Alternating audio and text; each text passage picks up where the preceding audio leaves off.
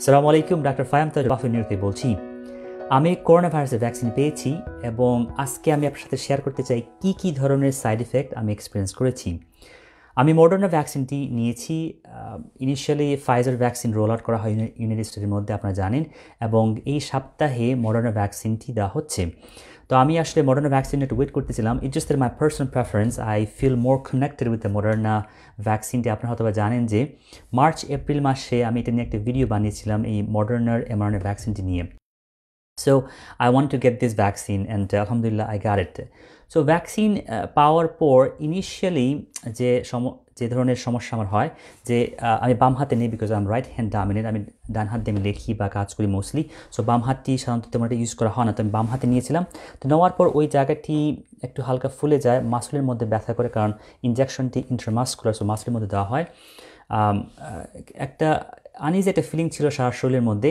তারপর এই হাতের এখান থেকে আপনার হাতের আঙ্গুল পর্যন্ত একটা টিংলিং একটা সেন্সেশন আমি ফিল করি ঘন্টাখানেক, এবং গা ব্যথা হালকা একটু ছিল, একটু হালকা একটু উইকনেস, অনেকটা ফেটিকের মতো একটা ভাব ছিল, যেটা আসলে 24 আওয়ার পরেই কিন্তু পুরোপুরি চলে যায়।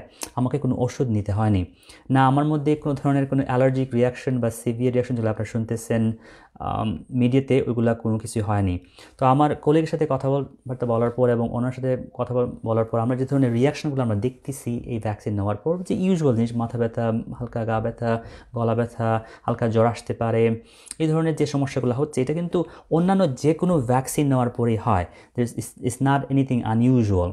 সো এই ভ্যাকসিনেও সিমিলার ধরনের রিয়াকশনগুলো দেখা যাচ্ছে। সো অ্যালার্জিক রিয়াকশন ব্যাপারে আপনারা যে কথাগুলো শুনতেছেন মিডিয়াতে, আসলে মেইনলি মাত্র হাতে গোনা কয়েকজন লোকের রিয়াকশন হয়েছে।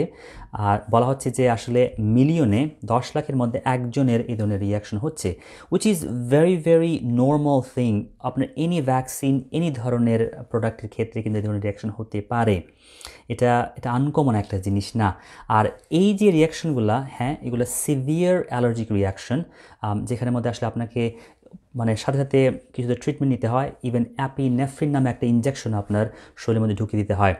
সো এই জন্য যে সেফ গার্ডের ব্যবস্থা রাখা হয়েছে এই মুহূর্তে, আমরা যেটা করি, ভ্যাকসিন নেওয়ার পর 15 মিনিট অবজার্ভ করা হয়, এবং যদি কারো কোনো অ্যালার্জিক রিয়াকশনের সমস্যা থাকে, আগের কোনো হিস্ট্রি থাকে, তাহলে তাদেরকে অবজার্ভ করা হচ্ছে সিডিসির উপদেশ অনুযায়ী 30 মিনিটের মতো। সো এই ভ্যাকসিনটি অ্যাগেন ভেরি সেফ। আপনারা জানেন যে মডার্নার mRNA 94.5%-এর মতো ইফেক্টিভ, আবার ফাইজারের ভ্যাকসিনটি 95% effective. But then again I personally just like Moderna vaccine, many reason. One of the reason is that Moderna vaccine খুব ইজিলি কিন্তু স্টোর করা যায়। আপনাকে স্পেশালাইজ -70 ডিগ্রি সেলসিয়াসের কোনো ফ্রিজারের ব্যবস্থা করতে হবে না, রেগুলার ফ্রিজের মধ্যে রাখা যাবে। তো easily accessible, and I think আপনার মডার্নার এই ভ্যাকসিনটি হয়তোবা আমেরিকার বেশিরভাগ জায়গাতেই ব্যবহার করা হবে। তাছাড়া একটা স্টাডি বের হয়ে এসেছে, মডার্নার ভ্যাকসিন নেওয়ার পর যে ট্রান্সমিশনটাও কিন্তু অনেকটা রিডিউস হয়ে যায়। আপনারা জানেন যে ভ্যাকসিন নেওয়ার পর কিন্তু আপনি স্টিল কিন্তু করোনা ভাইরাস ইনফেক্টেড হতে পারেন, তবে আপনার মধ্যে আপনার শরীরের অ্যান্টিবডি ওরা এত বেশি অ্যাক্টিভ থাকবে যে ভাইরাসকে মেরে একেবারে শরীর থেকে বের করে দেবে সাথে সাথে। তো আপনার ওই করোনা ভাইরাসটি আপনার শরীরে কিছু করতে পারবে না, কিন্তু আপনার নাকের মধ্যে বা আপনার গলার মধ্যে কিন্তু কিছুদিন থাকতে পারে, যেগুলো আপনি অন্যদের কাছে দিয়ে দিতে পারেন। সো মডার্নার mRNA ভ্যাকসিনের ক্ষেত্রে দেখা গেছে যে এই ট্রান্সমিশনের রেটটাও কিন্তু অনেকটা কমে যাচ্ছে। হ্যাঁ, করোনা ভাইরাসের এই ভ্যাকসিনগুলো নতুন যে মিউটেটেড যে স্ট্রেনের কথা আমরা শুনতেছি, যেটা হয়তো বা ইউকে থেকে অরিজিনেট হয়েছে, এটার এগেনস্টেও কাজ করবে। সো ভ্যাকসিন নেওয়ার পরেই আপনি কিন্তু আউট অফ ডেঞ্জার না। আপনাকে ওয়েট করতে হবে 2 ডোজ ভ্যাকসিন নেওয়ার পর এটলিস্ট কাপল অফ উইকস। মনে রাখবেন যে মডার্নার ভ্যাকসিন 1 মাস পরে সেকেন্ড ডোজ নিতে হয়, এবং ফাইজারের ভ্যাকসিন সেকেন্ড ডোজটি 3 সপ্তাহ পরে নিতে হয়। সো মডার্নার ভ্যাকসিন ফার্স্ট ডোজ পাওয়ার পরে বা 60 থেকে 70% আপনার ইমিউনিটি বিল্ড আপ হওয়ার চান্স রয়েছে, এবং ফাইজারের ভ্যাকসিনটি বা 50%। 2 ডোজ নেওয়ার পর তখন 94-95% আপনার ইমিউনিটি বিল্ড আপ হয়। কিন্তু খেয়াল রাখবেন যে 2 ডোজ নেওয়ার পর বা কাপল অফ উইকস সময় লাগে ফুল ইমিউনিটি বিল্ড আপ হতে। তাছাড়া আরেকটা ব্যাপার যে বোথ ভ্যাকসিন কিন্তু 100% না, স্টিল এবার 5 থেকে 6% চান্স রয়েছে আপনি হয়তো বা ওই আনলাকি গ্রুপের মধ্যে পড়ে যেতে পারেন যে আপনার মধ্যে ইমিউনিটি বিল্ড আপ নাও হতে পারে। সো আনটিল আমাদের সিডিসি অথবা আমাদের স্বাস্থ্য সংস্থা আমাদেরকে না বলা পর্যন্ত we still should wear mask, we still should আমাদের হাত ক্লিন রাখা উচিত এবং সোশ্যাল ডিস্টেন্সের রুলগুলো আমরা অলরেডি মেনে চলতেছি, ওইগুলো মেনে চলা উচিত। We are so close to the end. আর মাত্র কয়েক মাস পরে হয়তো আমরা আউট অফ ডেঞ্জার হয়ে যাব।